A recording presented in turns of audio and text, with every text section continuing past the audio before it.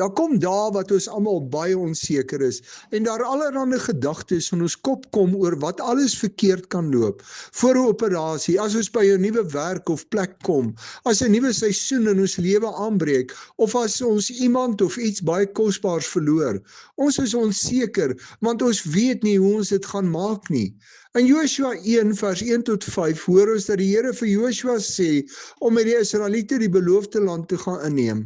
Om as nuwe leier God se volk die beloofde land in te lei en die volke van die land deur oorloë te gaan wen, was nie 'n maklike saak nie. Joshua moes baie onseker gewees het.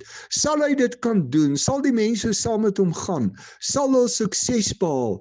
Die Here sê vir Joshua dat hy saam met hom gaan en dat hy reeds weet hoe dit in hulle toekoms sal wees.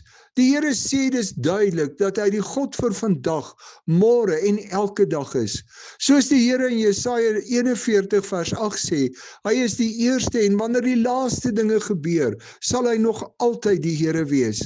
As ek onseker is oor dit wat voor lê, help dit nie om myself bang te praat met alles wat verkeerd kan loop nie.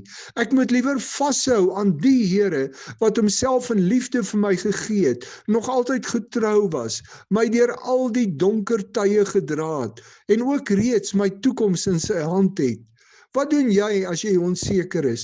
Praat jy jouself bang met alles wat verkeerd kan loop? Of vertrou jy die Here wat ook reeds in jou toekoms is en vir jou alles ten goeie wil laat uitwerk?